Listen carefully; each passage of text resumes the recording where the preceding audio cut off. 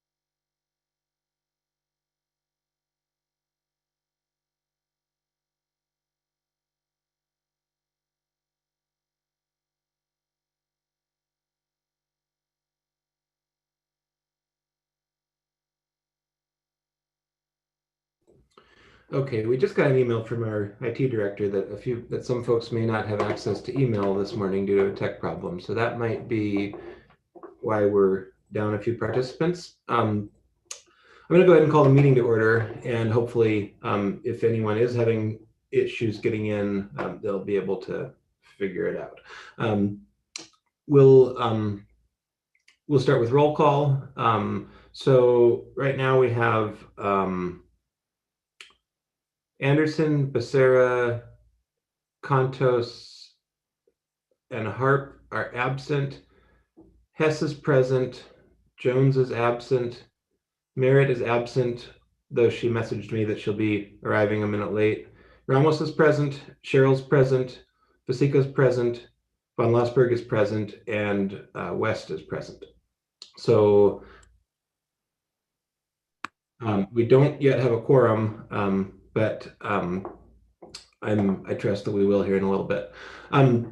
So this is, of course, another virtual meeting, and you can join the meeting by visiting ci.missoula.mt.us/webcasts. And on the meeting agenda, there's a join link to join the Zoom meeting live. You can also attend by phone, and the phone numbers are listed on the agenda.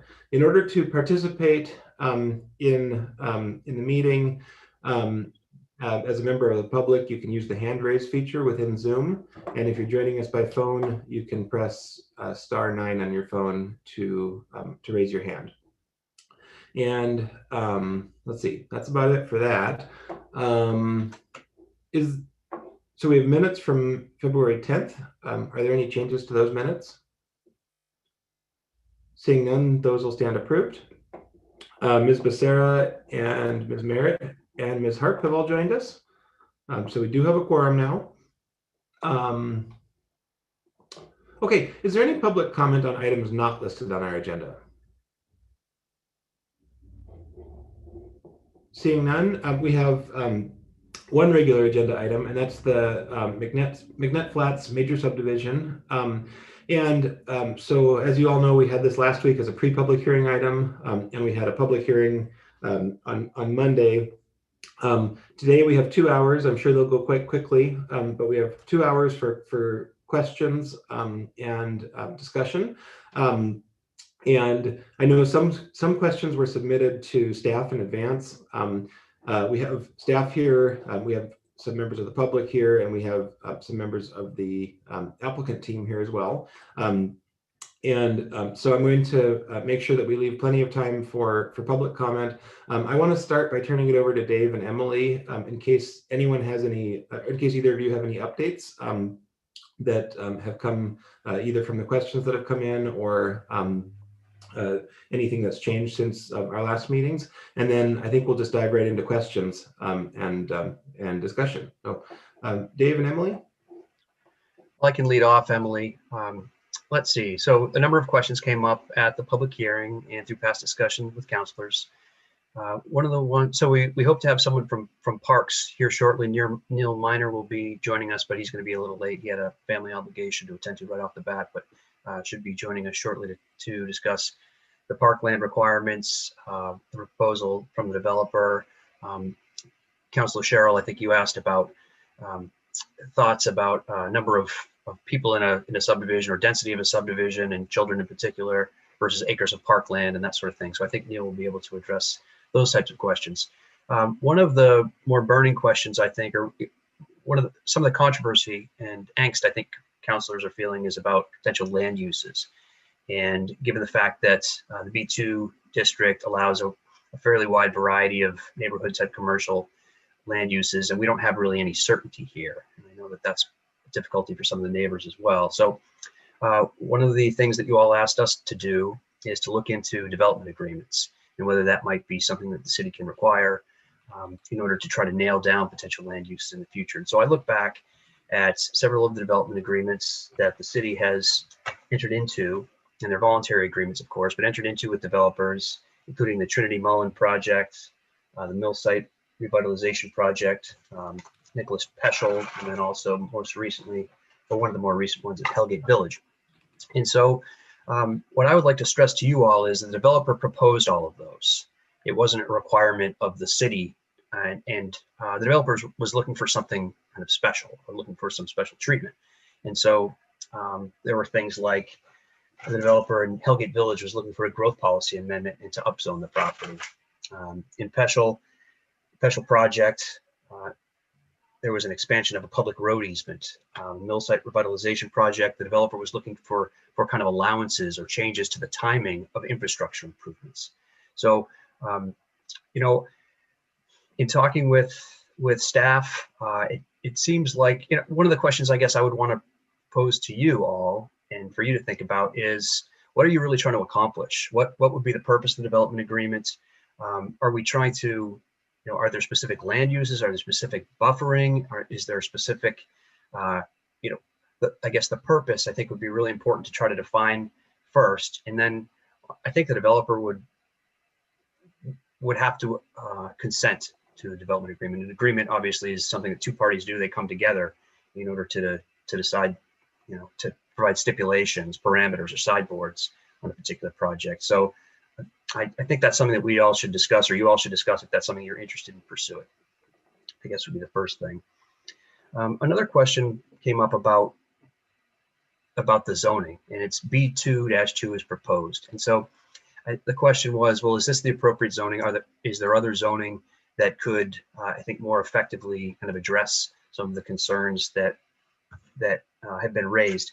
So the current relatable districts under the growth policy designation, I'm sure you recall, it's a neighborhood mixed use designation in the growth policy. And so there are 4 corresponding zoning districts. It's B1-1, it's a B1, it's a B2. Let me find my notes here.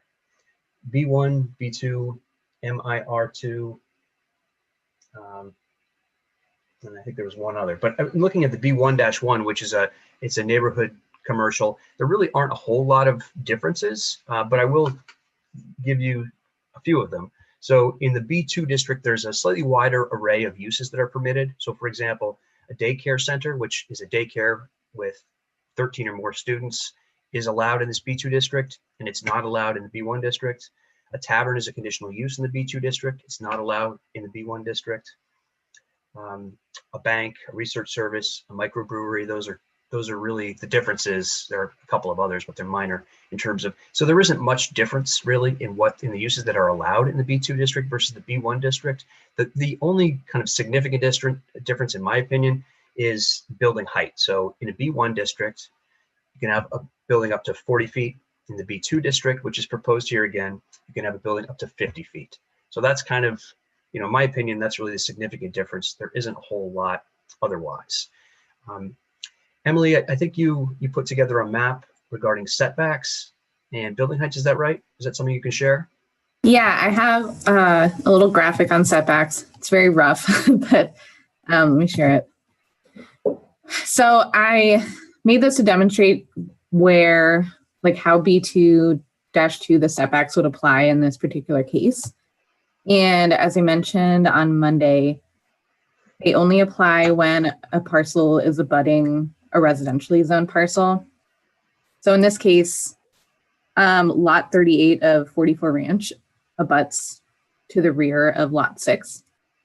And that would require a 20-foot rear setback on lot 6.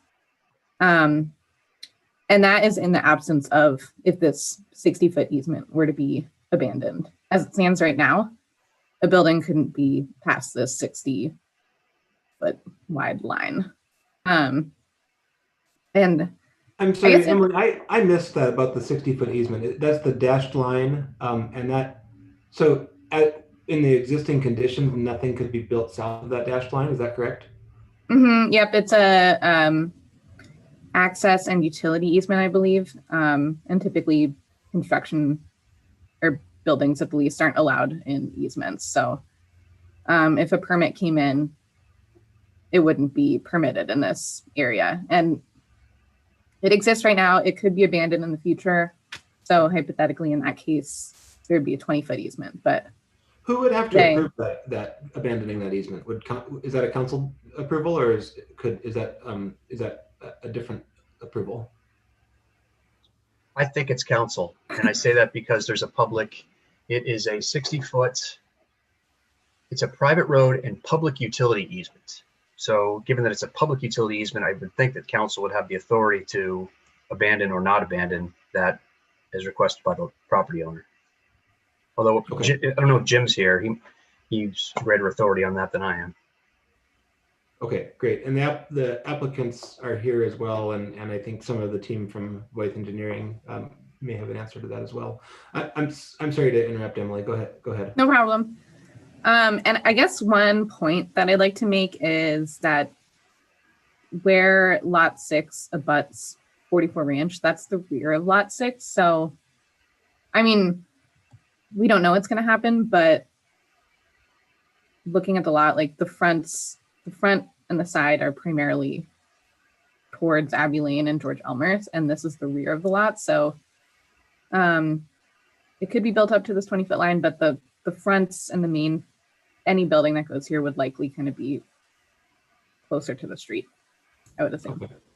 Um, It would also be helpful to know if what could be built in that easement strip. I mean, if there was, could a big surface parking lot be built there, or what could it be landscaped? I mean, it'd be good to know just exactly what sorts of things could be built there.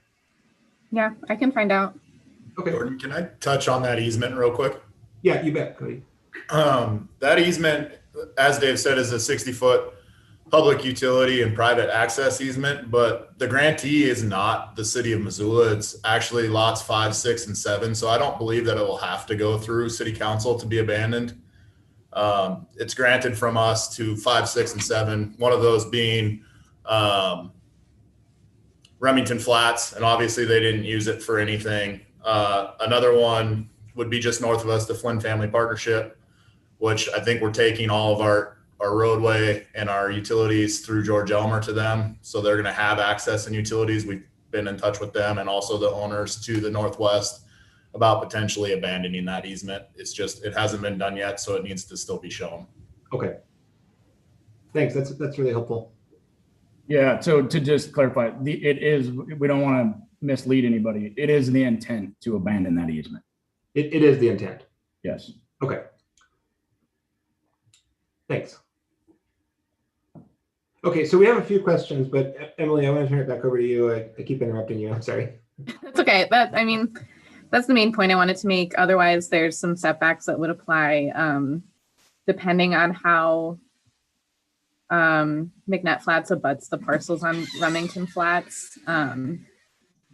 Since it's a residential zoning to the in Remington Flats, that would affect the edges of lots 1, 7, and 6 with just interior setbacks. So one thing I wanted to show. Emily, this is Spencer Worth. I have a question to clarify on that exhibit that you just put out. Yeah. It was our interpretation that that portion of lot that abutted the alley did not require a 20-foot setback.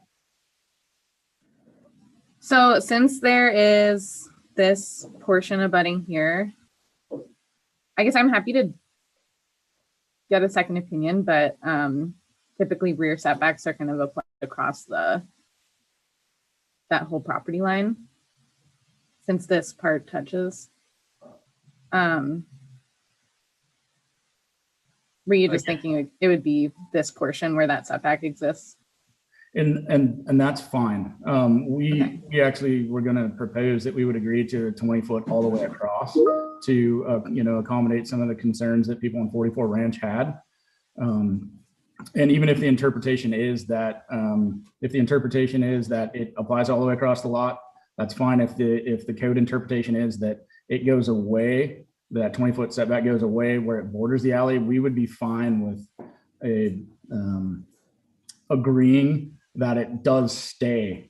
What I don't want to do is talk about the fact that it's a 20-foot and then we get approved and later, come back and find out that it doesn't actually apply to that. We'd rather just get it out in the open right now and say, no matter what the interpretation is, we totally agree to maintaining that 20-foot rear setback all the way across that lot. Thanks. Okay.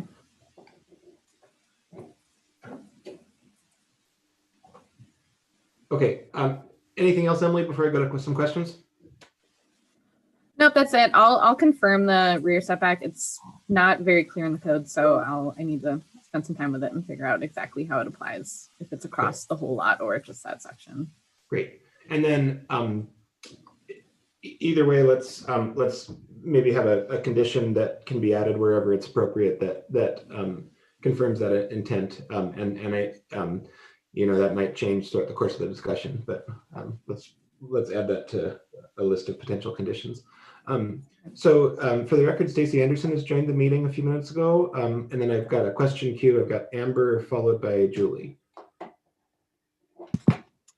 Thanks. And I think some of my questions were answered about the setback, but Emily, if you don't know this, as you're researching the setback, I'm curious, we were talking about the 60-foot setback, and now we're talking about 20. At 20, what would the building height be can you just, and what could happen within that 20-foot setback? So what's the highest it would go at 20 feet? I think I know the answer, but I want to be clear. And I missed it. Did you say that daycare is not permitted in B1? Is that what I heard you say? Daycare is permitted in B1 if there are fewer than 13 students, but if there are more than 13, it's not permitted. To answer the height question, it is required to match the height of the adjacent residential district. So 35 feet would be the maximum at the required setback line. And then the building could gradually increase upwards to a maximum of 50 feet. But the building could not go past this 20 foot setback mark. And I guess one other thing to add here is we have buffering provisions in the landscaping chapter that would require it if it's either non-commercial or non-residential or multi-dwelling residential next to single family residential. There's buffering, including like fences that are at least, I think 6 feet tall, and some landscaping that provides at least a visual barrier. So, but yeah, 35 feet at this point here. Cody, did you want to add to that? Yeah, I just had a quick exhibit to kind of this here, just trying to get it open, to illustrate how far that setback would put it from those houses. I thought that it might be helpful for you all to see exactly where those buildings would be. So I'm just trying to share it here.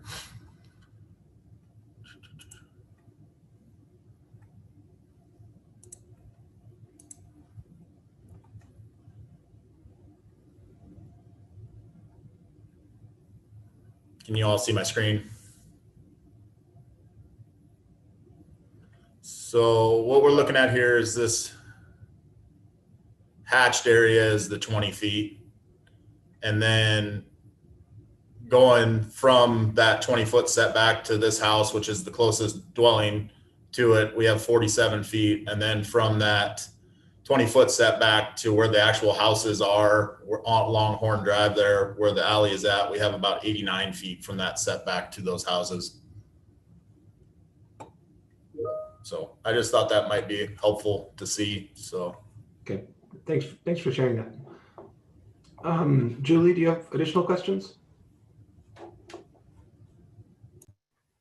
Hi, yeah, I have one simple one to start with. And I just want to make sure I understand, because this is kind of tied in with the special impact fees that we just approved on Monday night. So will this subdivision be subject to the special impact fee district? I believe so, yes. Okay, thanks. So, that I guess to me brings up the point that Heather made on Monday night, which is that the developers of whether it's the current developer or lots get sold off and other people develop them, they'll be subject to that. And there will be some incentive for more mixed use development, because those impact fees will be less if they do a mixed use. But I kind of wanted to speak to the question that Dave started out with, which is, what are our goals here? And for me personally, my goal is that this be a livable part of our community.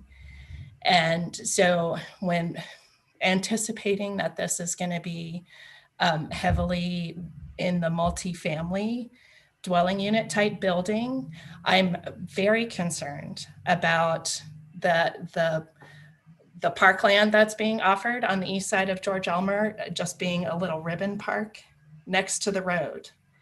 To me, that's not a place to have little children playing.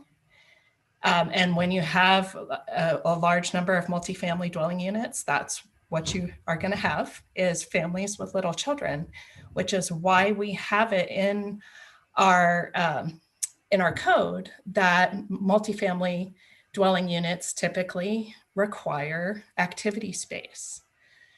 So I guess one of my biggest asks would be that the parkland dedication on the east side of George Elmer be something other than a ribbon park next to the street, and that there be provided a safe space for small children to be able to be outside.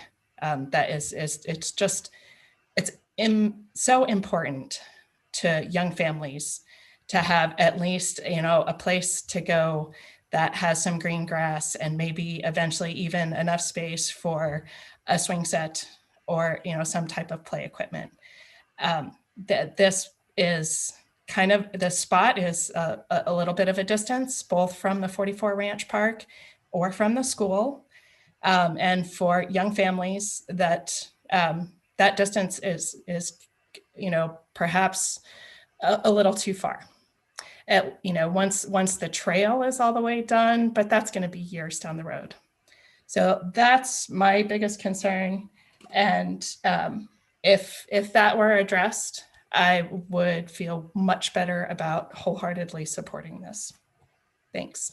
Okay, let's put a pin in the parkland issue and address that when Neil's here. Thanks for the comments, Julie.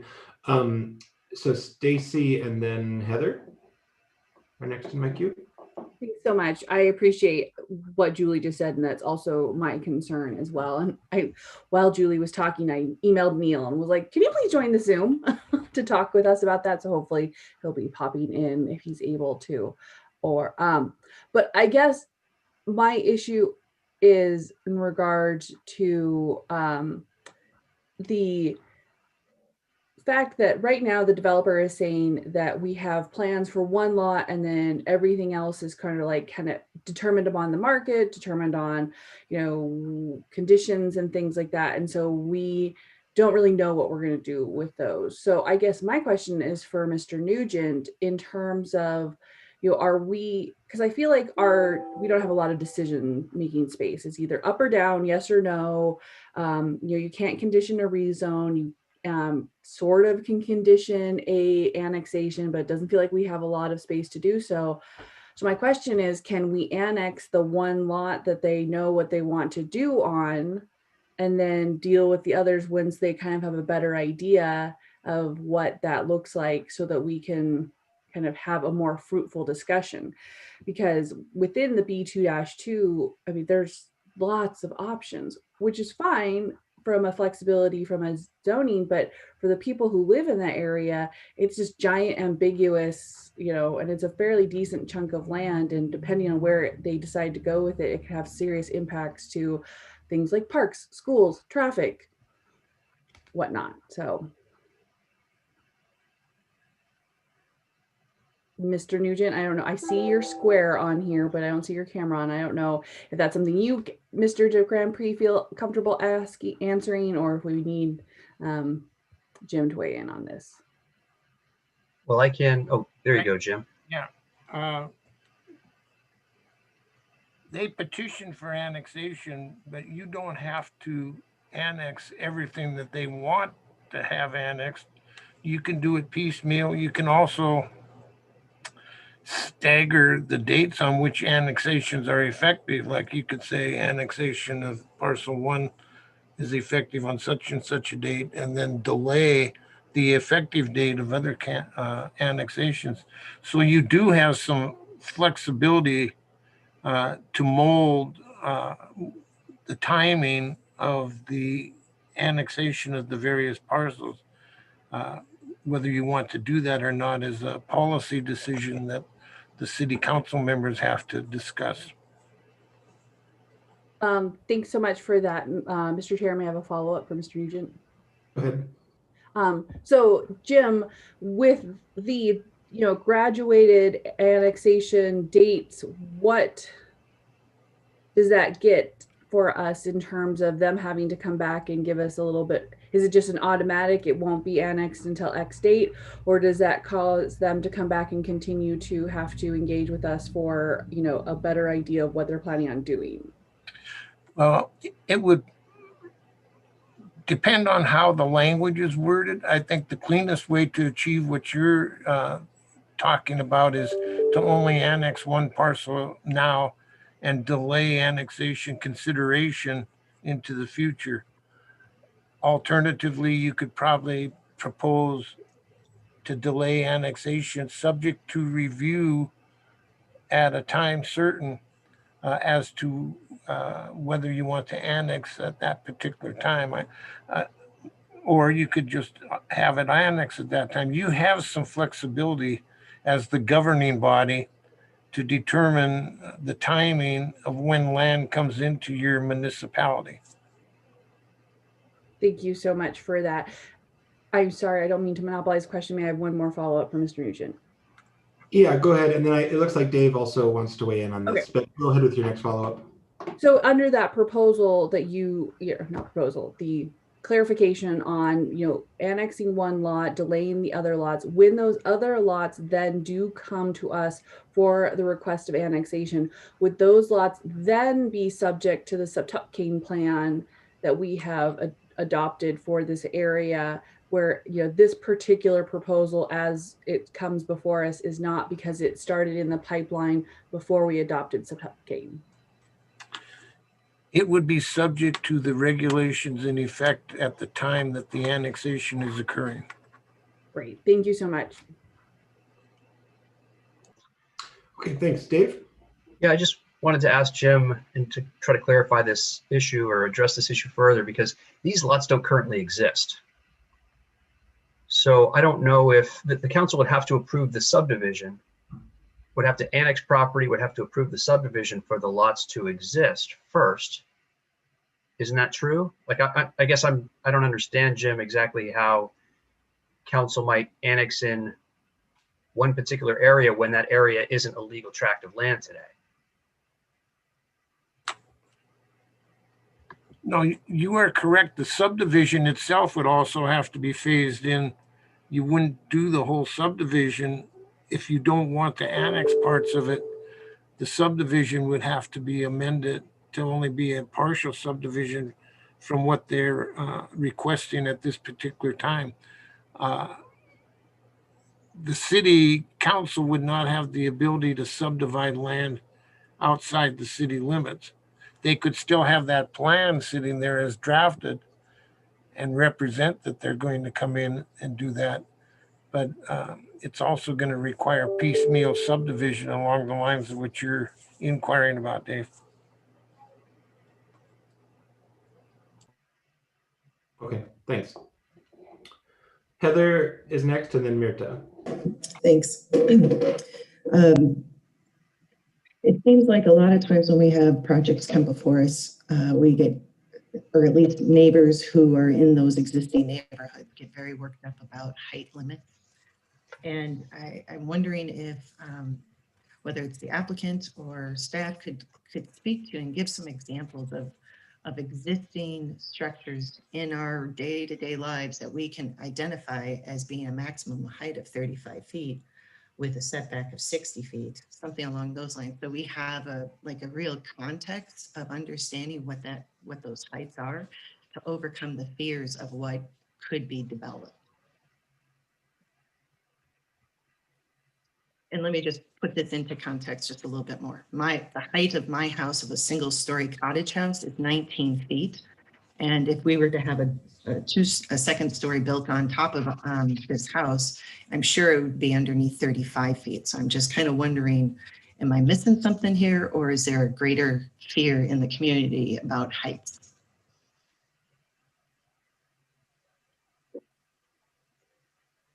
I can't give you specific examples in Missoula of building heights that are next to single-family residences. I know that on the Expo Parkway project that we looked at several months ago, the developer was looking, I think it was up to, was it 50 feet also?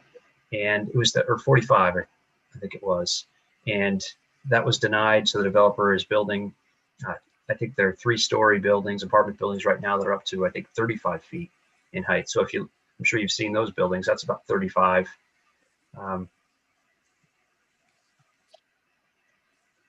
Thanks, David. I just kind of think of it as inexpensive property space when we can go up and maximize it as much as we can. I have Mirta next, followed by Heidi. It looks like Cody, did you want to weigh in on that question from Heather first? Yeah, I can just share this real quick. I know Heather was asking for an example. This is on the way out to Mullen. I'm just sharing it right now. These are those apartments on the way out to Mullen, and they are 35-foot max height. And from the curb to that building is roughly 42 feet. Just for kind of some context on everything. Okay. I appreciate that. Okay, Mirta, followed by Heidi. Thank you. And Ms. Anderson actually brought up the thought that I had about annexation. However, I think that this land right now sits in the county. So if it were to be subdivided, I wonder if it would have to go through county review before we annex it into the city, even if we annex just one lot. So I just kind of wanted to get a little bit more clarification about that potential path, which I know it's more, it's not ideal for the developer, but I think looking at the big picture here, in 2019, we did adopt an annexation policy, and to help us weigh in all the issues surrounding annexing land into the city. And that policy makes some recommendations for, particularly as it relates to the public benefit and ensuring that the vision and the land uses for that area can be realized by new development that moves in the area. So my question then is, can I get some clarification on, first of all, if we did a sort of phased annexation process, how does that relate to the fact that this land is in the county right now? And my other question is, I forgot. I'm sorry. I'm trying to wrap my head around all these different potential annexation. Can a development agreement be a condition of annexation for this land? I wasn't sure if on Monday, it was clarified or not, whether that's something we can do or not. And Dave, you asked at the beginning, well, what would be the goal of that development agreement? And I think based on all the concerns that have been raised, what is the relationship of the development to the existing neighborhood? How can we create a buffered development that starts with residential closer to where we currently have residential, and the intensity of uses increases as you move to the north? And second, that we as a community get some predictability on what will happen on those lots, and that we honor the vision that we have in our growth policy for mixed use and that node that sits on that property, that I understand it's not set in stone that it needs to happen right there. But I think there was a concerted effort when we were reviewing our growth policy to actually identify a place where we know, based on the land uses that we have approved and the subdivisions that we have approved that are coming down the pike, that we have quite a bit of residential predicted for the next 5 to 10 years. So there is a base of residential density in that area that could demand commercial or other uses in that area. So I guess my first question is, what happens with the zoning, the property being in the county now? Should we consider some sort of phased annexation process? And second, what is it that makes it difficult to have a development agreement as a condition of approval of the annexation? Thank you. So I think I can address the annexation and subdivision process. So right now, of course, the land is in the county. It has a county zoning. The applicant could seek to apply for subdivision through the county, but I'm quite sure that under DEQ rules that the city would be, that DEQ would require essentially that there be annexation.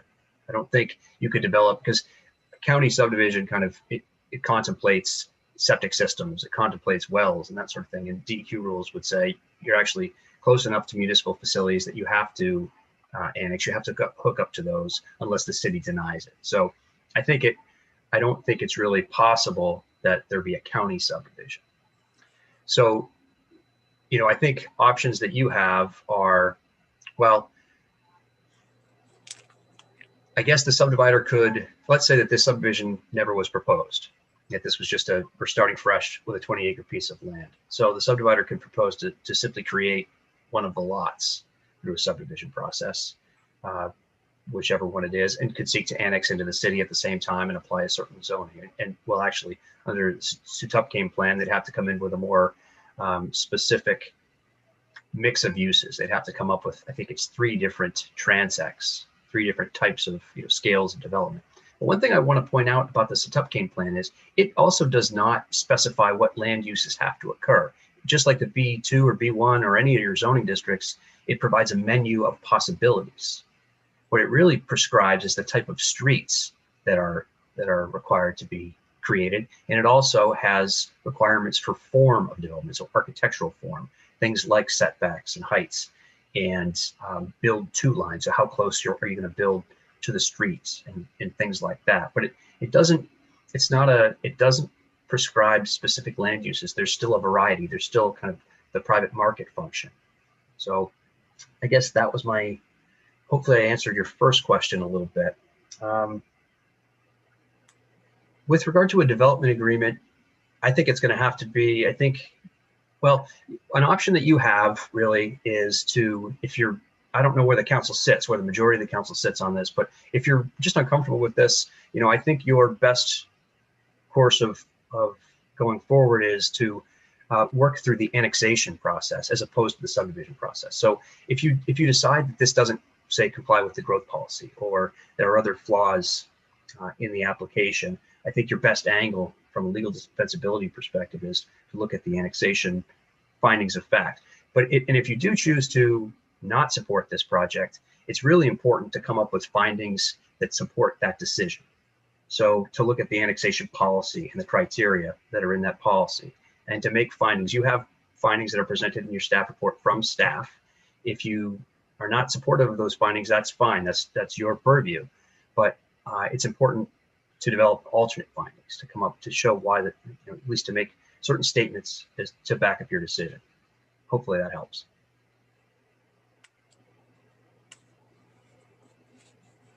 Okay, thanks. Jim, did you want to add something on that? Sure. A couple of observations to support what Dave's saying and flush it out a little more. Remember, if it's a county subdivision, you're not controlling the subdivision, and it might not get the design and the amenities that you as a city council governing body might like to see out there, because a different governing body, the county, is making those decisions. So keep that in mind with respect to a subdivision such as this.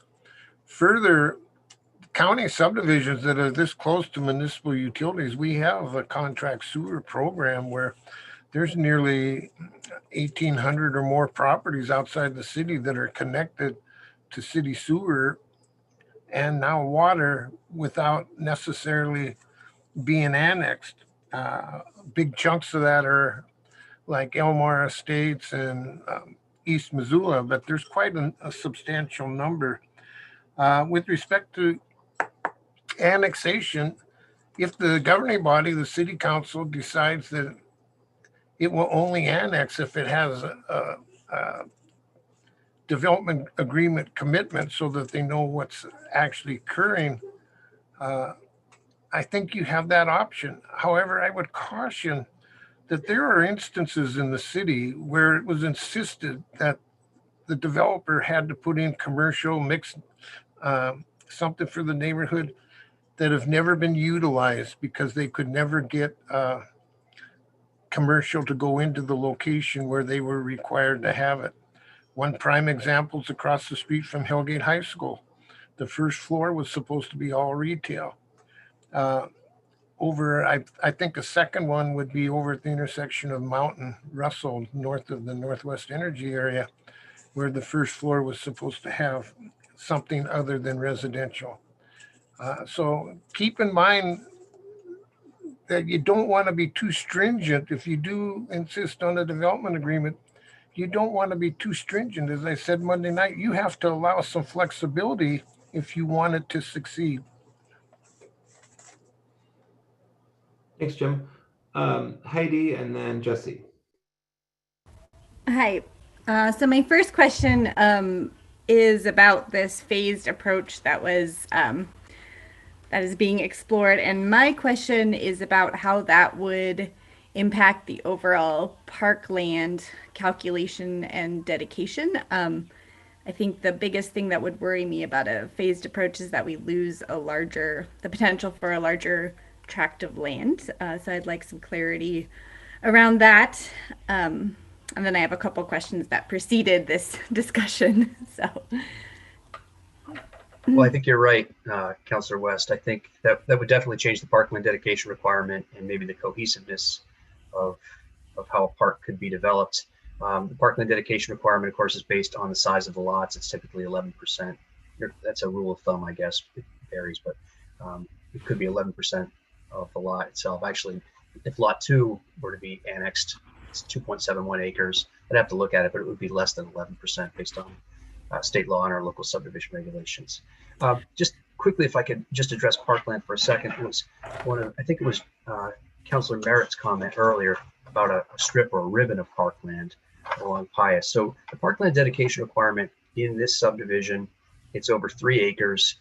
The proposal, it's just over 3 acres, 3.07 acres. The proposal from staff is for actual land dedication of 1.46 acres. So along the southern boundary of the property on the east of George Elmer, it's about 550 feet of lot area.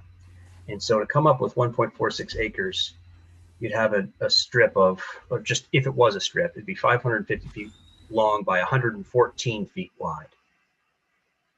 So 114 feet wide would provide some usable space, but that's, it could vary obviously, but I just kind of wanted to provide a little bit of context as to how wide that would be. Dave, would that be in addition to the width of the trail then? So that there would be the trail along the north end of Pius Way, and then an additional 114 feet approximately of linear parkland, for lack of a better way to put it? I would think the trail could probably be within the parkland. I'm not sure about that. So, but let's say that it wasn't in the parkland. Let's say that it was separate from that. It would be another 10 or 15 feet. Okay. Thank you. Heidi, do you have additional questions? Yes, I want to go back to that original question that Dave asked, which I think is important of what it is we would like to see here.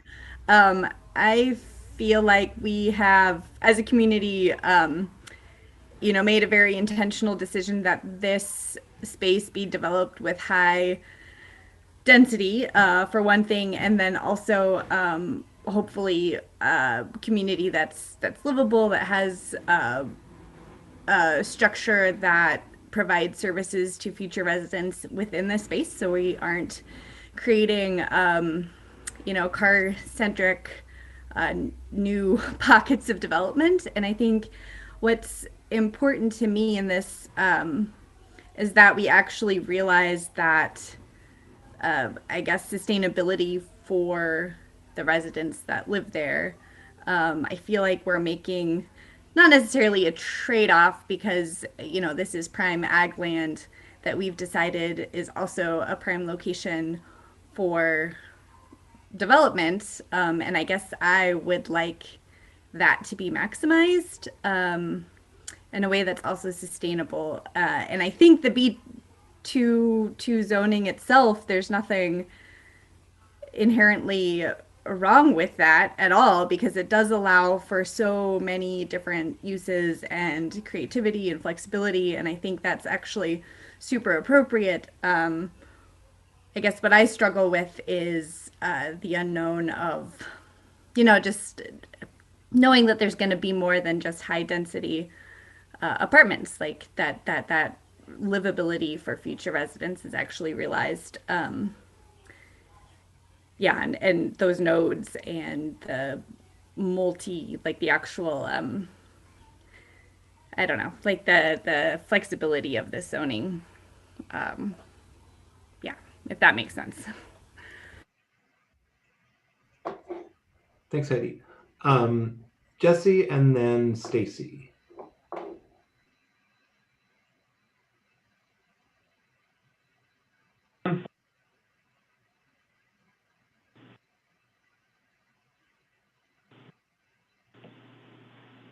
Sorry, I had a very sensitive mouse this morning, Mr. Chair.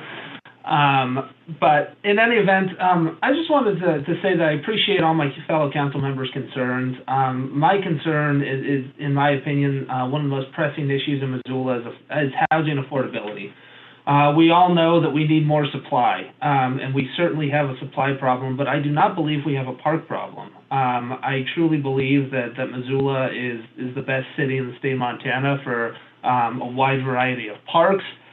We have really, really nice parks, all within driving, walking, and biking distance. And what I think Jim said really resonates with me, that we as elected officials and politicians, we don't know what the market wants. We're not developers. We're not even going to none of us are going to be trying to buy a unit here. So we don't really know what people are seeking. And if people are seeking something with parkland because they do have small children, they're probably going to seek something like that out. But at the end of the day, parkland in a development is going to make whatever unit in that development more expensive. That's just the fact of the matter. If we're to require parkland, then Tullison's going to be able to build less units, or he's going to have to raise the price of the units, or a combination of both. So sometimes people don't necessarily want that option right in their backyard, even if they do have children. My mom was a prime example. I've told this story before. We didn't have a park in our neighborhood, but we had one a mile down the road. And we went to that very frequently just because my mom could not afford a house in some of the nicer neighborhoods in Libby that did have parks right in them. So I understand what people are trying to do. But in my opinion, we are at the point in Missoula where we have so many people coming in, and we just need more supply. I mean, the cost of apartments went up, I believe it was 8% last year, when in the past we've actually had apartment rents drop. And that's all because of a lack of supply. So I think that our job here is to let folks build as long as it's safe and within reason, and respect some of the private property rights, and respect some of the decisions of the people that are going to be making their own independent choices whether or not to live in these districts. So again, I appreciate everything else, but that was just my 2 cents on the matter, and I will yield my time. Thank you. Thanks, Jesse. Stacy and then Julie on deck. Thanks so much. I guess a quick point of clarification from the chair in terms of your thoughts. We're in committee today, and this is on the schedule for Monday, correct? That's correct. And then I'm sorry that I can't recall this at this moment. Caffeine hasn't kicked in yet. On Monday night, we will not have any additional presentation from staff or develop. It's the close of the it's the final consideration phase on our agenda. And in a lot of times we can refer things back to committee or something like that. We don't have that ability right now. This is there's a statutory deadline under state law with subdivisions, and Monday or sometime next week is our statutory deadline for making a decision on the subdivision. Great. So can we ask for more, I don't know if all of our things are going to be nicely buttoned up today, understanding we're on a deadline. Can we ask for additional information to be presented to us on Monday? The reason why I'm asking this is I appreciate that Mr. DeGrandpré is trying to answer all of our questions, and only the nice neighborhoods in Libby had parks is exactly why we're having the conversation. It shouldn't only be the nice neighborhoods that have parks. Every neighborhood should have parks, and it shouldn't be if you can afford to live, in my, end of town, which has lots of parks. I'm sure there were people when, various parts of Ward 6 were like, oh, there's plenty of parks. And now in retrospect, that community is in desperate need of more parks based on its population, but there's no more land to be, putting parks on.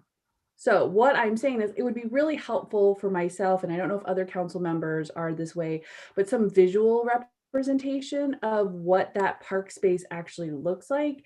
I'm not following kind of what you think the potential, it sounds like you think 1.46 acres along with the trail could be a decent park for this neighborhood, but I don't really know what that looks like. And it would be helpful if in a presentation you sort of visualize that a little bit more on the presentation. And if it does exist, if you can point me to it, I'm happy to go search it out. But I just, I'm a visual learner. I think it helps with people when they actually see it in scale to what else it's in the development.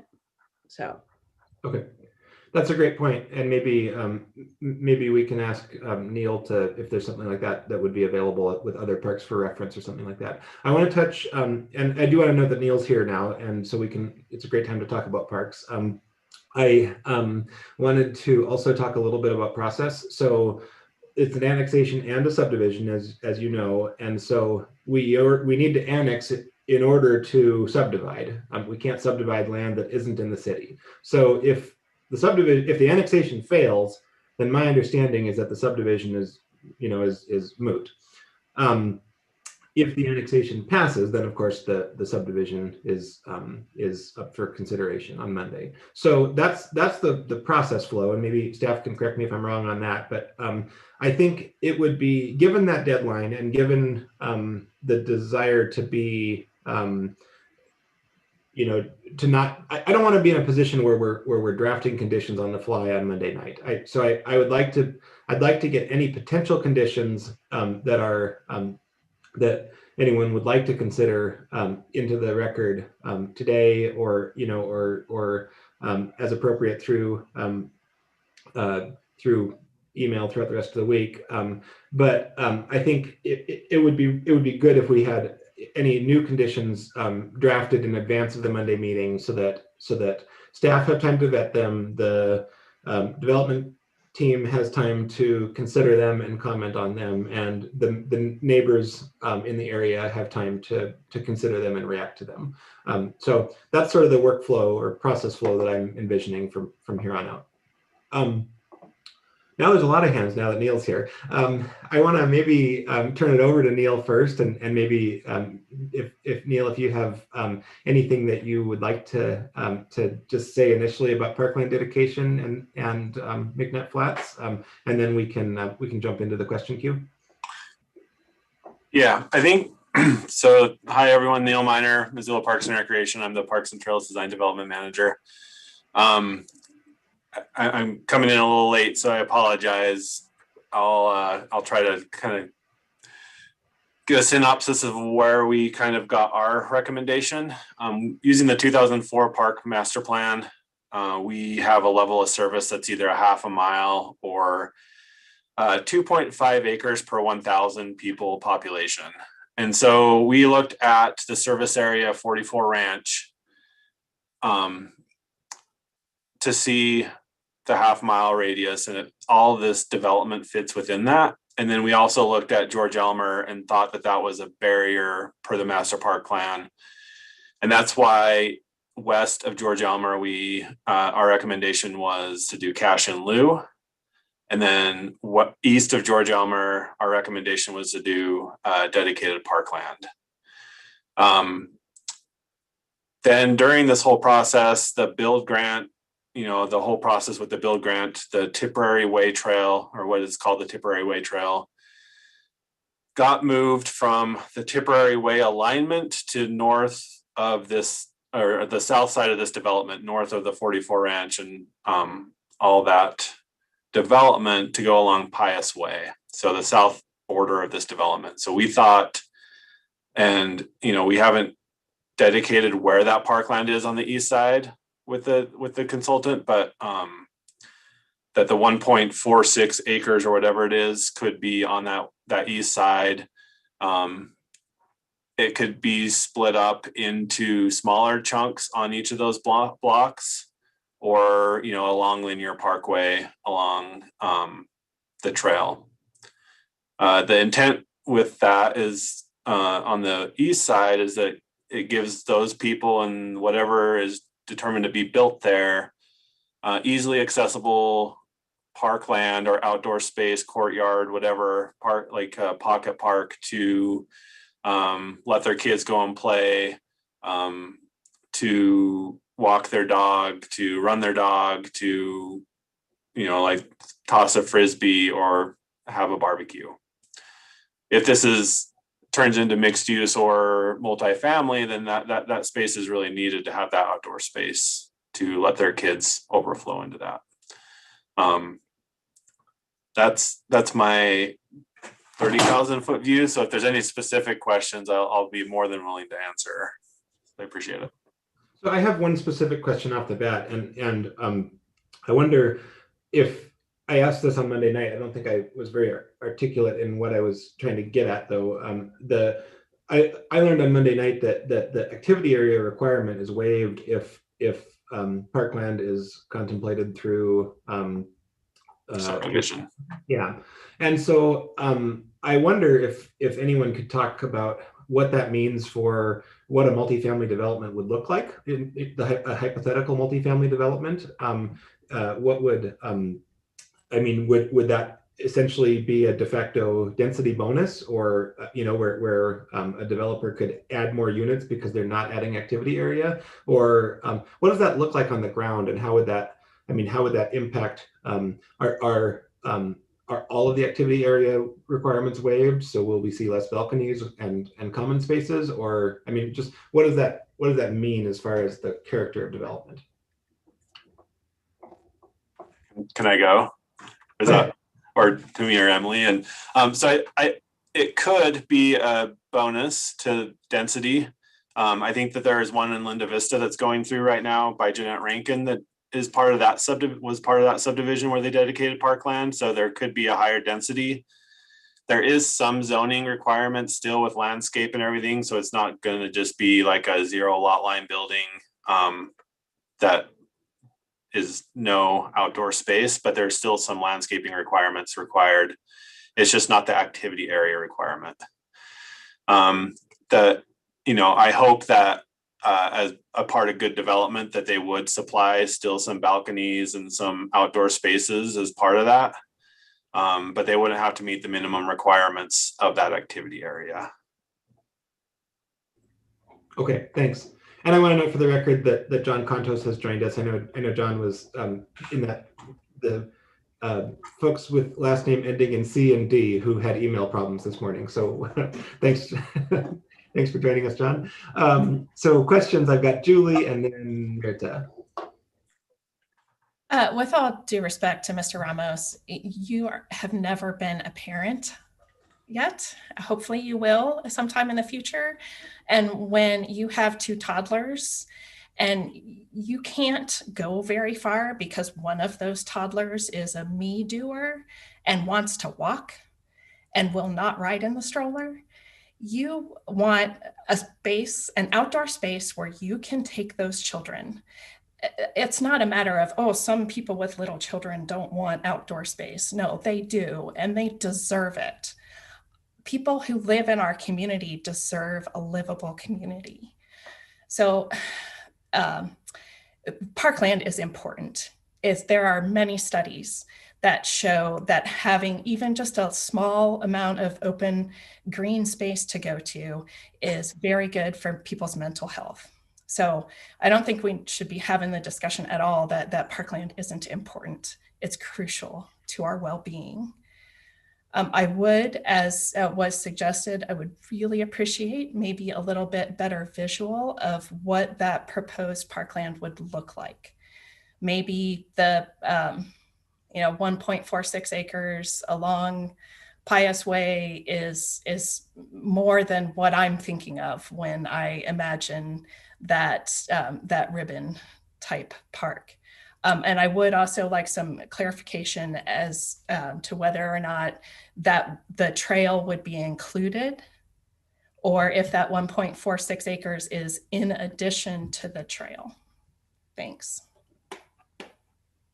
Thanks, Julie. Mirta and then Jesse. Thank you. I have a me doer here at home, so I know what you mean. Dave, I know that I asked this question before, along with many others, but I can't find the answer to this now. And my question was, how was the parkland dedication calculated? Was it based on the maximum allowed density, residential density for under B2-2? Like, how do we come to that amount of parkland dedication? And then Yes. I have a follow-up question. Yes, it was based on the maximum allowable density in the subdivision regulation. So with this zoning, B2-2 has the potential to allow multifamily. And so there's a certain equation that's provided in multifamily. I think it's 10 units per acre, or I'd have to go back and look at specifically what it says, but it was based on the maximum allowable density in the zone. Okay, so that was based on potentially all these lots being apartment buildings. Correct. Okay, and may I have a follow-up, Mr. Chair? Yeah, go ahead. So I guess this goes back to my original concern, and I don't want to put the developer on the spot, but I think I will. You know, I know, and I think I speak for all my fellow council members, we know we have a housing issue that we need to address. So I think that the reason we're bringing up all these concerns and these issues is not because we don't want to see the housing development on this property. We definitely do. I think the concern is that if all of it is 20 acres of multifamily residential, we will continue to exacerbate the problems that we have with traffic, with lack of parks, and it will be more of the same. And we have been working really hard to not continue down that path. We have invested money, we have brought in experts to help us design this area and address growth in a comprehensive way. And so I'm just wondering, at the last committee meeting, the developers' representatives talked about how they envision this area filling in, if you will. Is there anything that you and your client can do to memorialize that vision for us so that we can then share that with the residents of not just that neighborhood, but everyone who will be affected by these 20 acres? Cody? Thank you for the question. I'll kind of touch on it briefly. Right now, all we know for sure is that we have plans for lot 2. I believe I've been pretty clear with that. It's a multifamily portion. I really can't say exactly where it goes from here because I don't know. I really don't. Things are going to change. Coronavirus hit last year and things changed big time. I mean, if we look at the commercial market right now, it's basically non-existent. There's traditional neighborhood development that my office building's in. We're right behind the Home Depot off of Connery Way. And this was platted in 2004 and there's tons of empty lots. So for us to say for sure that commercial is going to go here is a tough sell for someone. You know, it's hard to really commit to something like that when we don't know what's going to happen. If someone comes in and offers Nate to buy one of the lots and they want to do a commercial development, that's great. It fits B2-2. It fits with the node plan. If someone wants to come in and buy a portion of it and do a townhome declaration, that's great. Single family fits with everything. It's pyramidal zoning. It'll work. All of those are options. The other thing, traffic that you mentioned, Mirtha, if we go into the Sutup Kane plan and look at what would be permitted on this lot, it's very similar when you really look at it. The only difference is the form base to it, really. The maximum density on our parcel, based on the 3 transects that would apply, is roughly 560 units instead of 650. We've talked about this before too. I think Dave mentioned it. 650 units is the max. It's very hard to hit 650 units and still provide the required landscaping space, to provide the required parking. So I think it's a lot closer to what you guys want than you think, because we just are following that older growth policy. It's not as easy to really visualize, and we're trying to kind of steer this a direction that I don't know that steering it too far that direction is going to be helpful for us or the community at large, really. Thanks, Cody. Spencer, do you have anything else you want to add? Sorry, I want to make sure that we address everything that Mirtha was asking and be as transparent as possible. Yeah, I think Cody touched on most of it in that, I mean, you look at all of us right now, we're all remoting in, I think, like Cody said, commercial spaces and even retail, for that matter, as Amazon has come on, the market has shifted quite dramatically in the last few years. I do think that there is the possibility of some kind of a mixed use out here. I think as the area grows, the demand may get there. I think my honest opinion is the demand is going to be probably at the intersection of George Elmer and England Boulevard, because that's going to be where the highest traffic counts are, which will probably drive that area to be more of a commercial area, which still lies within the original node area that was laid out. The other thing, as far as the flexibility goes, and we talk about housing issues, if you go back, I mean, the council in the last 6 months has approved a master plans of close to 1,000 new single family residences out in the Mullen area. None of those really anticipated much high density multifamily. Most of them were duplexes or triplexes. So there is still a housing need in this area for high density residential. But it doesn't mean that that is the only market that's available out here.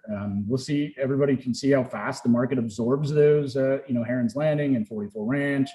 And maybe those areas get absorbed super quickly and the market is still single family, and you shift gears and you go provide whatever the community needs. So being able to have the ability to shift gears and provide the housing that the community desires and the community is absorbing, that's a flexibility we really would like to maintain.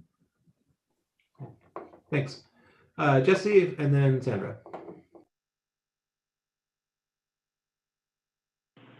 Mr. S., I don't know if we want to let Dave go first, perhaps. I saw his hand up.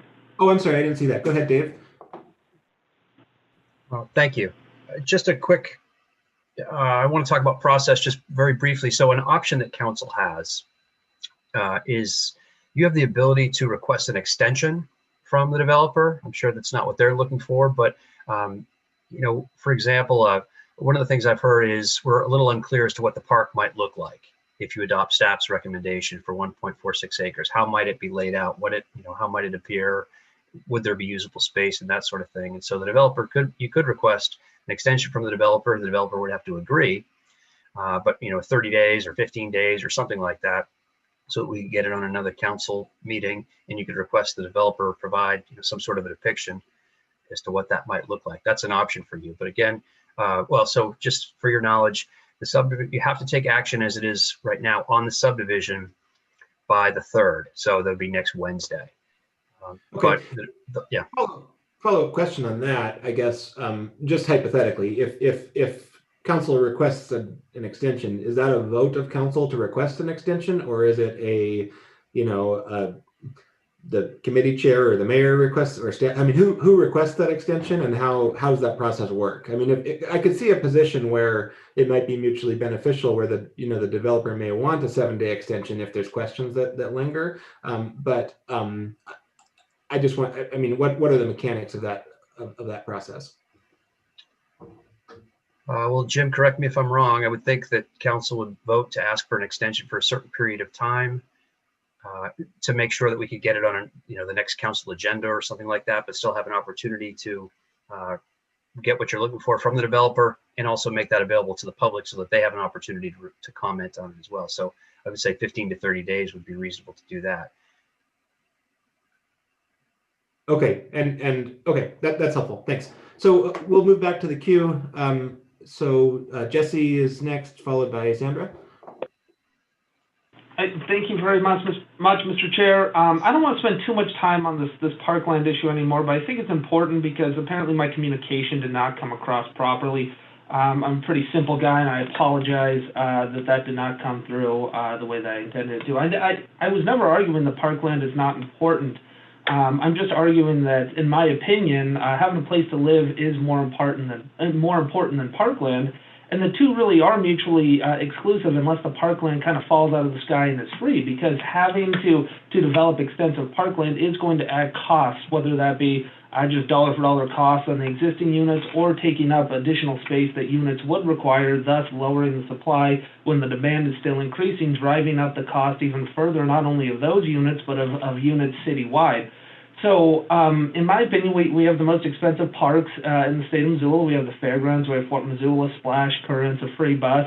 People will still be able to drive, so they don't necessarily have to walk to these places to go. I mean, obviously, judging by the amount of required parking, which will no doubt be filled, a lot of these residents will be driving to these places. And again, the residents have a choice whether or not to choose to live in a place that has a park or not.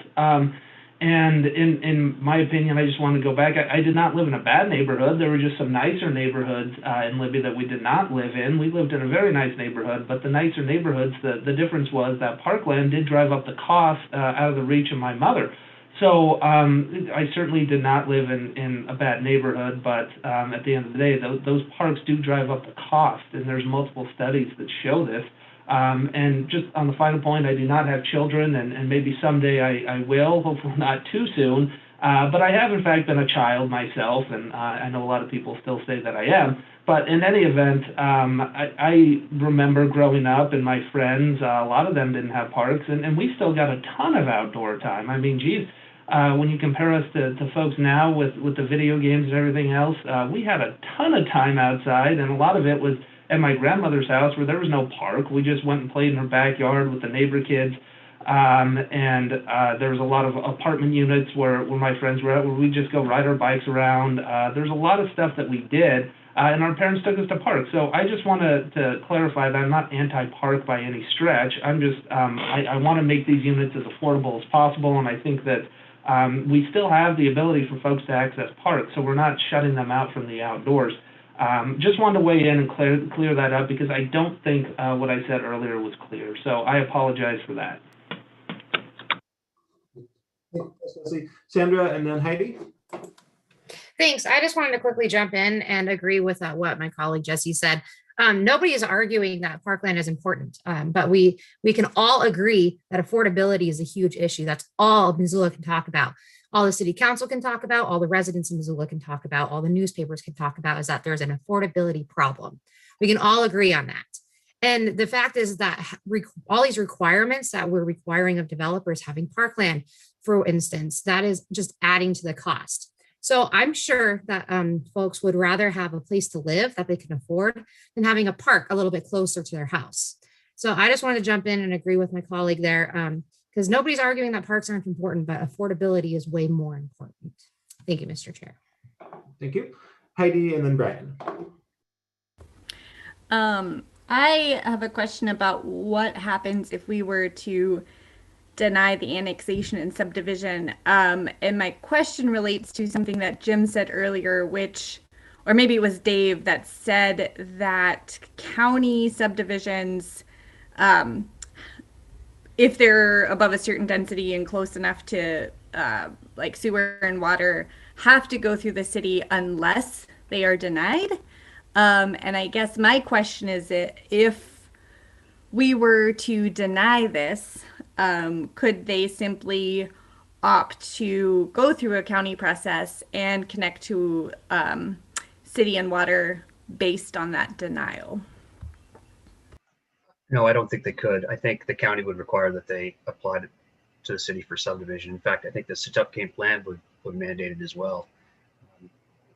Development in that area, has to connect to city water and sewer, which we could either do through contract or you could do through annexation, but it would be required.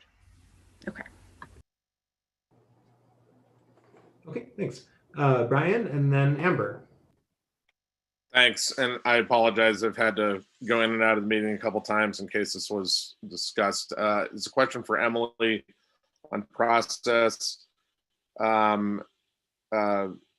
had an update about the status of I think protests, and there were some that were I believe that they were like under review or something, and I was just wondering if there was any update on whether that provision had been met. Yeah, so as of today, it has not been met yet. We have 6 valid protests, and 8 is the threshold that we need. There were 2, I believe, that we received, but they didn't have all of the required signatures. So I sent them a notice to correct them if they chose to, but I haven't received them as of today. Okay, and Jordan, it moves the annexation threshold to 2/3 if the protest, or Emily, that's correct, right? Mm-hmm. Okay, thanks. Yep. 2/3 of those present and voting, I believe. It's not 2/3 of the body. Yeah, it's 2/3 majority of present city council members. Great. Neil? Can I share my screen real quick? I did a quick Go ahead. half mile just based on our master plan and kind of best practice nationwide for the 15-minute walk or 12-minute walk to a park. Are you guys able to see that at all? Yes. So this is over the Swatipcane master plan. These are half-mile radiuses of the park. So we'll be like this one right here is 44 Ranch in the middle. Number 3 is kind of where we identified another neighborhood park as part of that plan. This number 3 down here is that development agreement that went through about a year and a half ago. Hellgate Village, I think that same time. That's a neighborhood park. And then this other one is Pleasant View. That kind of gets a majority, and this is the quick, I mean, I did this really quick, the scales might be off just a tad, but and then number 5 over here is where we've kind of been discussing with the airport about a potential more of a community park. So this is when we look at when we're dedicating or requesting cash in lieu, this is kind of what we're looking at in service area in both maintenance costs and how to serve the population. As you can see, this green area is roughly, I mean, I did this really quick again. So it's roughly where this development is. And so you can kind of see it's overlapping and will be about equidistant between the 2 neighborhood parks, if that's where it is. And so that's kind of the process that we usually do when we look at whether we'll allow cash in lieu or parkland dedication. Okay, thanks, Neil. That's really helpful. And I supported the cash in lieu for Remington Flats. And I think this map is a really good illustration of why. I think that, the 44 Ranch Park is a really nice park, and it's about, I mean, from my rough measurements, it's about the size of Bonner Park. And it's, I would hope that when we look out 20 or 50 years that we don't think of, this is Remington Flats and this is McNett Flats. And this, I mean, I hope that we think of it as the Swatipcane area and that there's some fluidity between individual developments, just like we see in our more traditional neighborhoods. And so I was of the mindset that Remington Flats didn't that cash in lieu was appropriate there. I really do appreciate the 2 things and I guess to be clear, parkland is a requirement, whether it's cash in lieu or whether it's a dedication. That's a requirement of subdivision. So we have to provide for parks in some way in our regulations. So the question for me is whether or not it's cash in lieu or land dedication. And I think the nuances for me that are really interesting here is, that the issue of crossing George Elmer, the issue of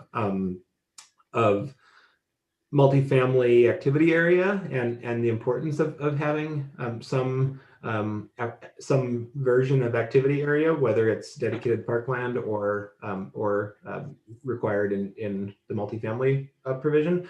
And also, one thing that I think everybody thrives on predictability. The developer, the neighbors, everyone wants some predictability on what might get built. And I recognize that the market is going to dictate some of that.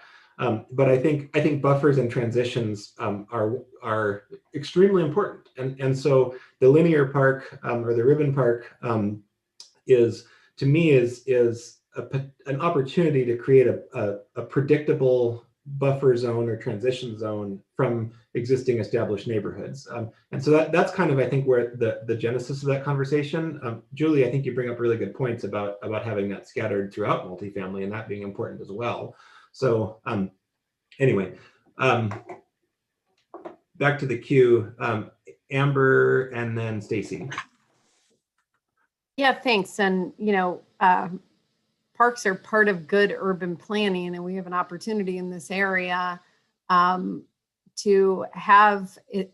Unfortunately, this is not falling under the Setupcane plan, but I mean, we planned that for a reason, because it's good urban planning and we do need housing. I live in a neighborhood that I'm probably right at the edge of that half mile to a park. And I can say when my daughters were young, I really had to get my game face on to go to that park with both of them, because it was just at that edge. So I appreciate that we have those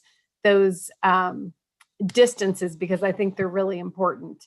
I have a question for Neil, and it goes back to what I was asking on Monday. So we've got the requirement of our we're running numbers on like the 2.5 acres per, I can't remember how many people you said, but whatever that was. And then the half mile radius. And I really appreciate that. The map you put up quickly with the circles, that helps me to really kind of visualize that. But, one of the things that I feel like I need some assurance of with regard to this, to the parkland, is that when we have we've approved Remington Flats, we've got all this, there's another one there too, that we are considering. Is that part, can you talk about how that is part of the consideration in the 2.5 acres? Because is the 44 Ranch Park actually big enough to make that amount of parkland work for that neighborhood? I'm worried that we're approving things and that we're not going to end up with enough parkland for that neighborhood. Can you speak to that a little more, Neil, how you're running the numbers on approved subdivisions? Yeah. So let me get back to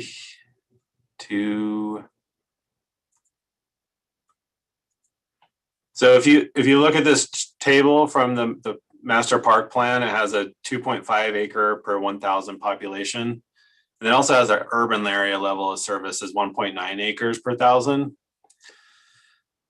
So there are the half mile walk, the 10 to 15 minute, depending on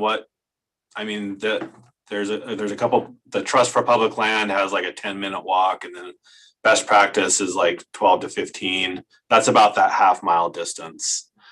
There's a lot of items that you could do to enhance the capacity of a park, and that's what our impact fees go towards. And so there's items that you could put in a park that could serve a larger population. So if you look at Pleasant View Park, for example, that was minimally developed, and we have a master plan for that park to add like a picnic shelter or a playground, or we did add a playground in 2015, but they want to add a dog park. The neighborhood wanted to add a dog park. So there's these items that can add capacity to a park. Playgrounds, depending on the design of the playground, could serve either 10 kids or they could serve 40 kids in the same area. And so I think there's items within I'm pretty sure 44 Ranch off of memory is about 5.5 acres. And so I think there are items that we could still add in 44 Ranch. I know it's pretty much developed now, but there are items that we could add in there. There are in the future phases of 44 Ranch more parkland. It's more of the pocket level park. So HOA maintained, just I think it's phase 11 or 12. One of the current phases they're developing has parkland. And it's not city maintained, it will be HOA maintained, but it's right off the edge of where the current development is. And then when Heron's Landing comes on, there's also another 3.5 acre private park that's part of that development. And so I think all of these have reduced the stress of, or the overpopulation, if you will, of a park. You know, if you look at a park like Bonner, it's a neighborhood park, but it serves more of a community.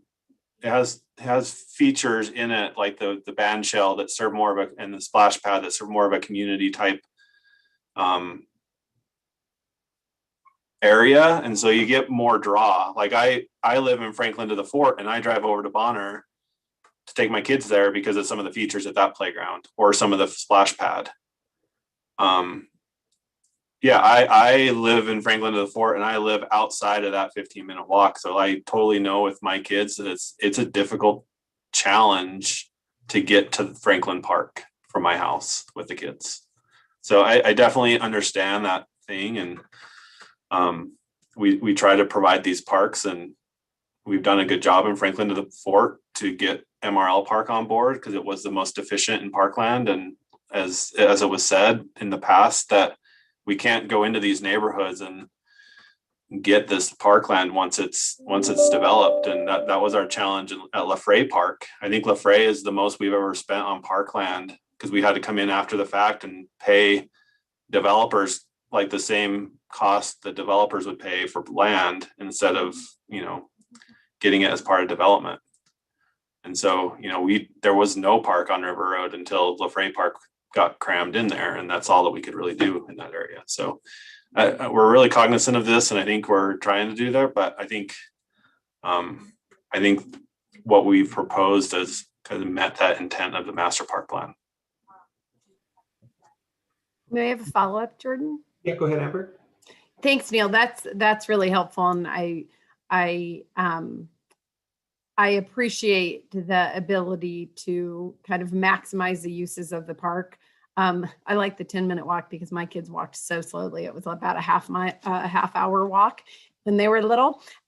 So when we're looking at those numbers, so we've got 5.5 acres and 44 Ranch, and we have 3.5 acres either going in Heron's Landing. And then we look at the maximum density of those areas, you know, Remington Flats, you know, running that per 1,000 population. Are we hitting our targets? If we look at the max, do you see what I'm trying to get at? I'm trying to get at, like, of all these potential, the maximum of all this area and what we're looking at in parkland, are we hitting those goals? I guess, do you feel like that? I mean, I know it's not all developed, but I guess that's what I'm trying to figure out. And I'm not super familiar with that area, so the numbers help me. I don't think we're exceeding that capacity yet with what we've seen. Thank you.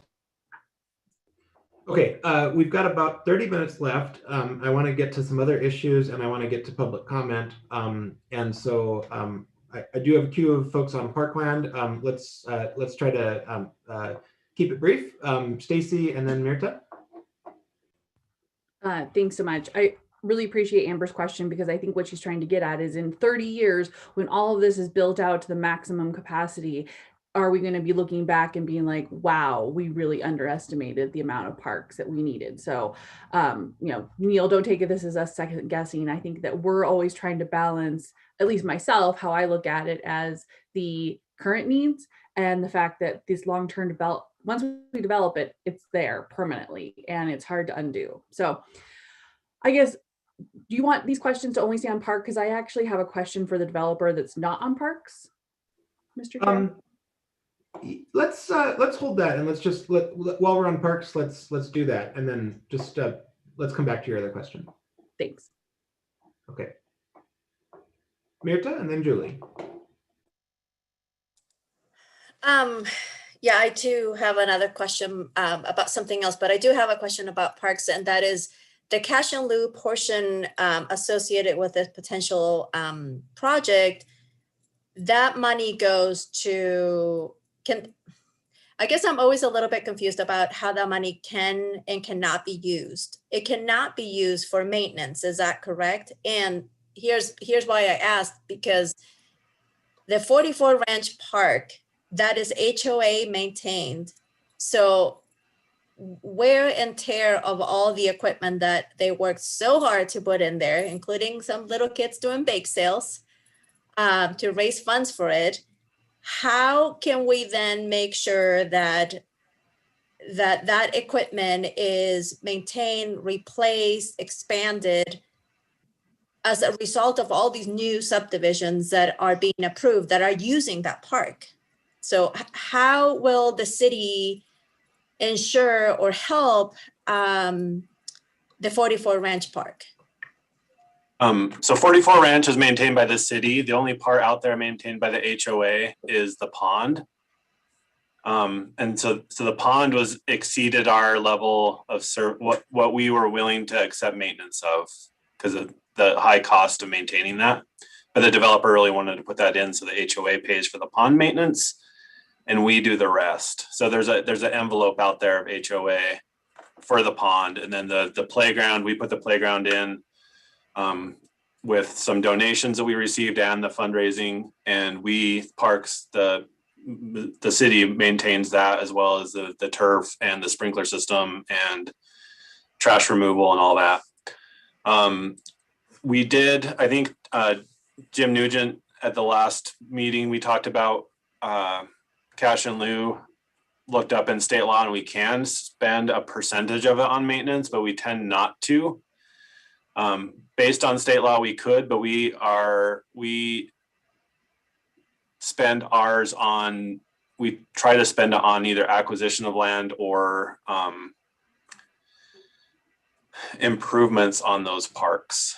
And so there's what's allowed in state law, and then what we do is best practice. And that's typically what we do is don't spend it on maintenance. We try to spend it. And if you look at this development, or if you look at where Remington Flats is, those service areas, we try to spend the money within those service areas. And so in the master plan for that area, we could spend that money for 44 Ranch or for Remington Flats on the linear pathway that would connect a future school to the community park. It connect, the Grant Creek corridor.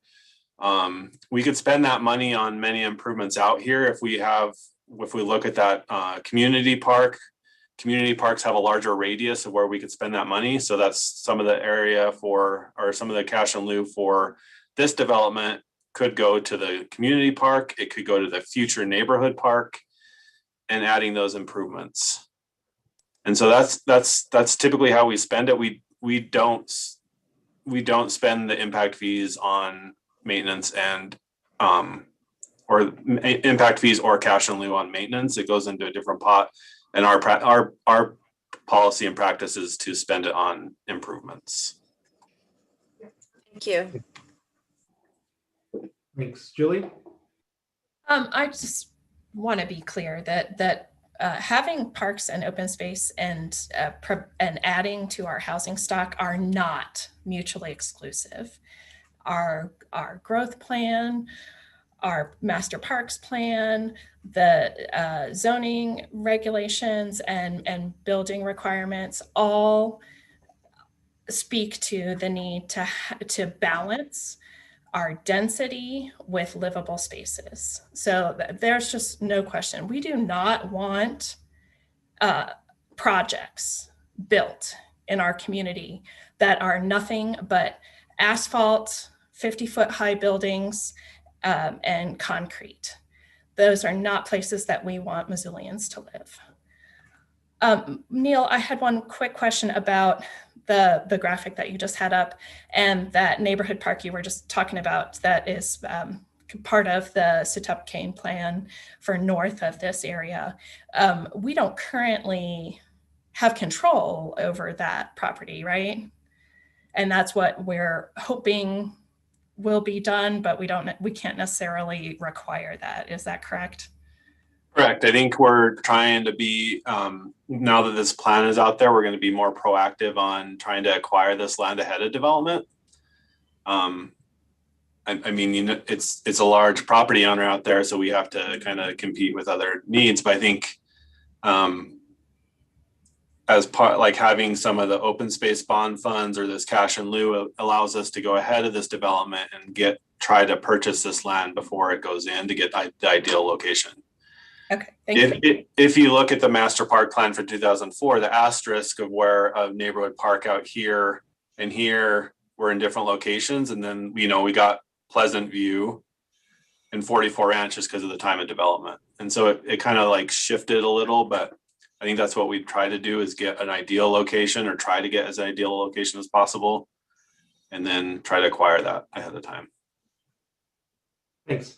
Heidi, you had your hand up. Do you have a question, or I saw it went down though? No, I think Neil just answered it with the hope that the city actually proactively purchase land.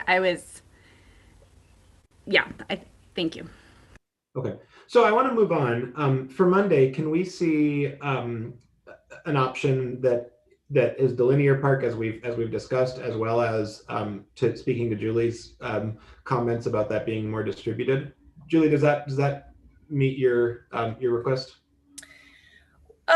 Actually, even if we could just get a visual of what that ribbon park would look like, just something, because I look back at the presentation that we saw, and there really wasn't much. It was like, somewhere in here, we're going to put the required parkland. I really would just like to see something more concrete of what's being proposed.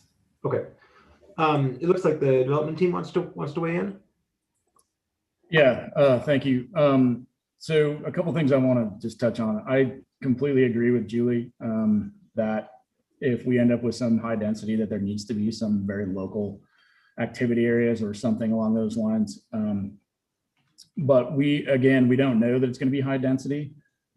So I'm just kind of thinking I had to run it by the developer, but maybe, if it ends up single family, I don't know if we have the flexibility to kind of accept the parkland dedication contingent upon a use, where if it does end up high density, that there is some requirements for like a local activity area, or if it ends up single family, then it all goes cash in lieu of to pay for the larger regional parks, since generally a single family would provide a yard that maybe a high density wouldn't. I just didn't know if that was an option where we could kind of have a sliding scale of being able to provide amenities based on the use that ends up getting constructed there, and still provide the city the flexibility to take the fairly large chunk of money, which is the $250,000, to use to acquire that more regional park to the north. Okay, that's a good question. I don't know if staff have an answer off the bat, or if we need to do any research on that. Well, my initial response is that parkland dedication is a requirement but prior to final plat approval, parkland dedication requirement, just like all the other conditions, would have to be met. So typically the answer is no, there isn't flexibility along those lines. Maybe there's some legal mechanism that could be worked out. I'm not sure about that. That's maybe a question for Jim, but like all other conditions, they have to be met before final plat approval. So but I don't think there's a ton of flexibility. Okay, but let's dig on that and get a more, maybe get a written answer to that.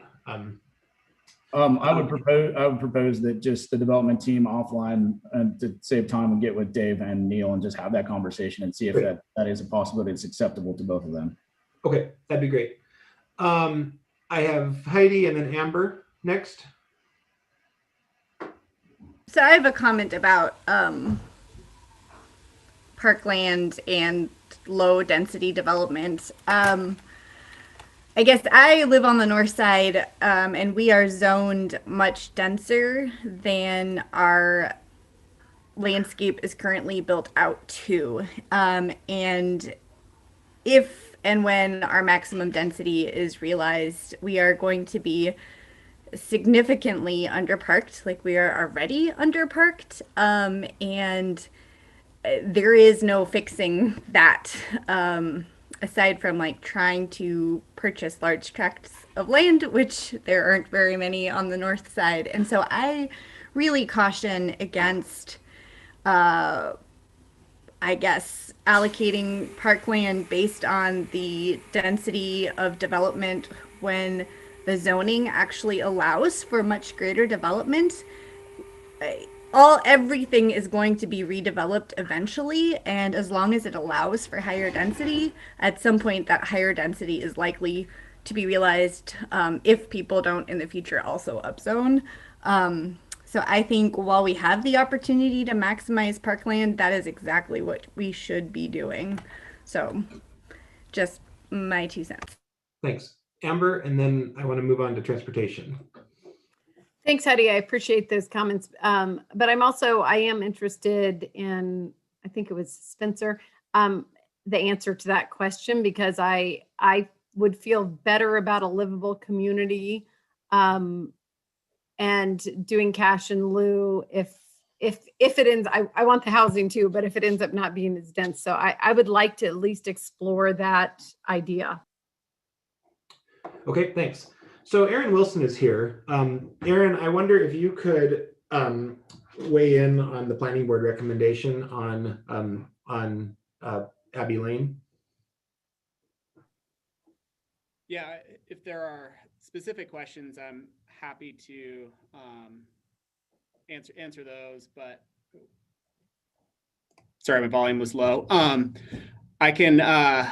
I'll give kind of my general sense of what I sent to Emily yesterday, and then happy to answer any questions or help clarify. But with Abbey Lane, when I looked at the traffic impact analysis, the volumes of trips coming out of Remington Flats and sort of being condensed onto Abbey Lane are right in a gray area of what we would consider a local street or a collector. So it's probably right in that 2,000 trips a day range, given what Remington Flats is suggesting is going to continue out to George Elmer and then beyond, and then what this subdivision would develop on the west side of George Elmer. And so it's in a gray area of what might be appropriate. And so I think you can address that in a number of ways. One would be making sure that vehicle speeds are slow enough that you can accommodate on-street or sort of shared travel space. It's not necessarily our ideal in our bicycle facilities master plan. We tend to think once you're above 1,500 or 2,000 trips a day, we really want to start seeing separated facilities for the comfort of all ages and abilities. So imagine children in this subdivision or Remington Flats wanting to bike and getting out to the protected bike lanes on George Elmer. 2,000 trips a day is starting to reach that upper end of what we would want to see for mixed traffic on the roadway. Bike lanes, typically we're designing for higher volume and higher speed roadway. So George Elmer, currently the design includes protected bike lanes, given the expected volumes we will see there, and the design speeds for traffic at 25 to 30 miles an hour. So that is how we got to that recommendation. I suppose you could design protected bike lanes through this short section. That would be kind of the best way to get people from the subdivision to the west and through this development out to George Elmer Boulevard, and it would intersect nicely with the protected bike lanes on George Elmer Boulevard. But I think if you design the roadway well enough and have slow enough speeds approaching and coming through that short section of Abbey Lane on the west side of George Elmer, it might work fine given the volumes we would project. So, and then in terms of on-street bike lanes, that could also be a viable option. Again, given the volumes, we're sort of within the realm of what we'd consider on-street bike lanes to be adequate to provide. What that would do, though, is you would have to narrow your curb bulb outs, and that would potentially have the effect of sort of opening up that roadway a little bit and increasing speeds. So I don't know that there's a perfect answer for that, but I think we can accommodate bike trips in particular. And there's some trade-offs there in terms of, what is the roadway design doing for pedestrians? Are we widening it to add on street bike lanes? Are we creating any conflicts with the protected bike lanes or other? And how do we really get people through this sort of short section safely? Okay. Go ahead. Go ahead, Aaron.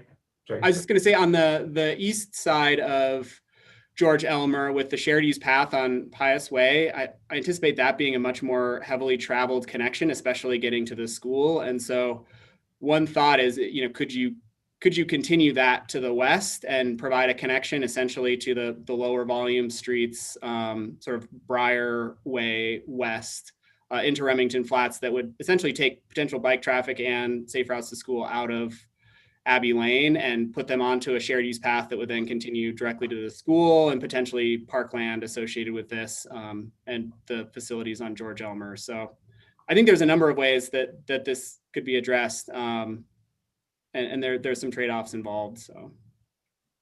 Okay. So that would be something that I'd like, if that's a really intriguing idea to me, especially given the concept of the 20-foot setback maintained on that east side. Would there be a way to get that trail across George Elmer and the trail on the north side of Pius Way and tie that in some meaningful way? So can I make a request that we explore that and explore that with the development team and with staff? Okay. I see heads nodding. Great. Mirta next. Thank you. A question for Dave or maybe Aaron, I don't know.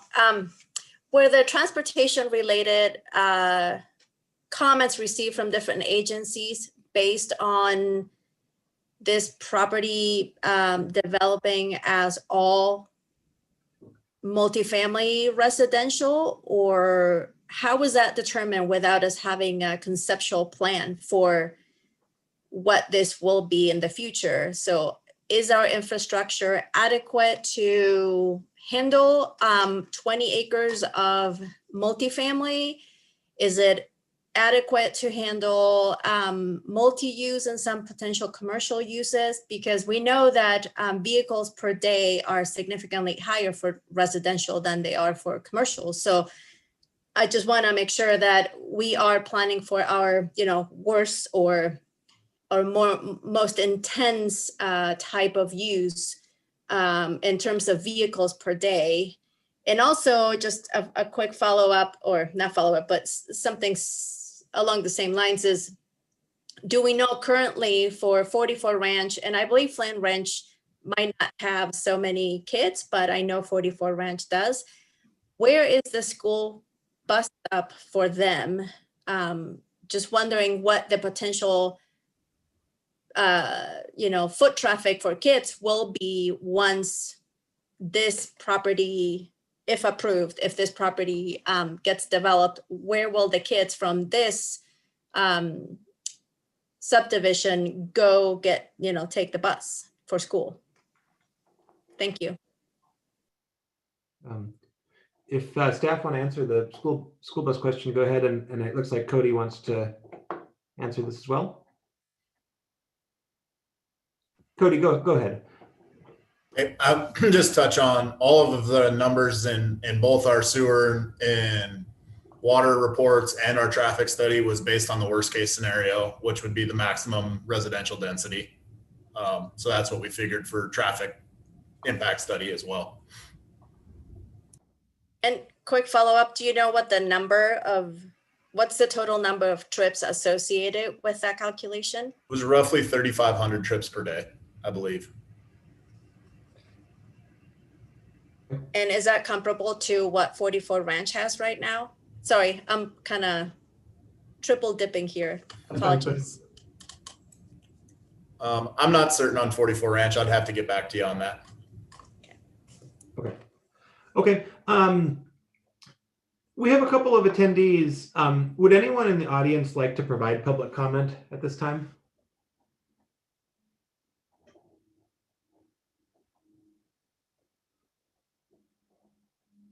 If you do, feel free to use the hand raise function at the bottom of the Zoom window, and I'll just keep looking at that. We have a couple minutes left. We do need to end promptly at 10:30. We have another committee after this and need time for our in-person staff to sanitize equipment and get the room turned over for the next meeting. So I think the next 7 or so minutes would be a good time to get any conditions that we haven't discussed into the record, so that we have everything on the table when we go for a final decision. Julie? I guess just a process question. We've talked about doing some different options, and one of those was to ask for more time. Is that something that we would do now if we wanted to do that, or on Monday night? I think we need to have staff explore that. If there's anything that presents some complexity, I think that the reason for asking for an extension would be some complexity that can't be addressed. And so I guess what I'd like is that staff work on that and determine whether or not. And I have a weekly planning meeting with Development Services staff or the department formerly known as Development Services this afternoon, and we can discuss that, and I can provide an update to the council group. Does that work, Julie? Okay. Stacy and then Heidi. Thanks so much. So I guess I would, okay, so option A, we're moving forward as planned. One of the conditions I would like memorialized, and it sounds like the development team is fine with the 20-foot setback all the way across lot 6. It sounds like that is agreeable to everybody. So make sure that that is in the conditions. The next question I have is in regards to making sure I understood Mr. Nugent correctly in terms of some of our options. So we can move forward and sort of approve the whole package as is with the various conditions. We also can deny the whole thing, or some sort of subsect of the middle, which I understand that the development, the applicant sounds like they have a design and are ready to like break ground on one of the lots for a multifamily housing complex. And, we obviously, that inventory is needed, and we can have a much longer debate about, how all of this fits into the needs we have in Missoula. The question I have, it sounds like we can approve that and not annex the rest. So I'm wondering if that's a compromise while we work out some of the details as, market conditions, the world changes and move forward.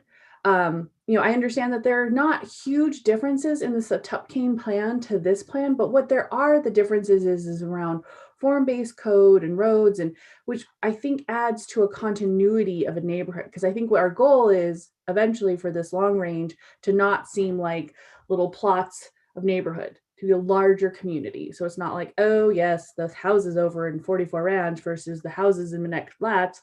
I mean, we all think of it that way because we're in the zoning and planning of it. Missoulians 25 years from now aren't going to think of it that way. So I'm wondering if that is a way to sort of compromise. The question I have for Neil or Mr. Nugent is, if we do that, it does sound like it sort of messes up this whole park situation, because that calculation is based on the entirety of the plan. And if we did the sort of hybrid model, then it's only based on that one lot. So that would kind of screw up what some of the agreements around park, cash and lieu and whatnot is. Do I have that correct? Yes, as far as I'm concerned. And I also would be interested in. I feel like this is more complicated than it appears on its face. I think it would probably also require the creation of a phasing plan for the subdivision. Is that correct, Dave? Yeah, it probably would. So you'd be annexing, basically you'd be denying the annexation, which would put the project to bed for now. But you could ask the developer to come back with the annexation, with a 1-lot subdivision, essentially, or 2-lot subdivision. One would be lot 2, for example, and then you'd have a remainder that would be annexed into the city. So there'd be a whole new process, basically starting from the beginning again, is what it would amount to. Heidi?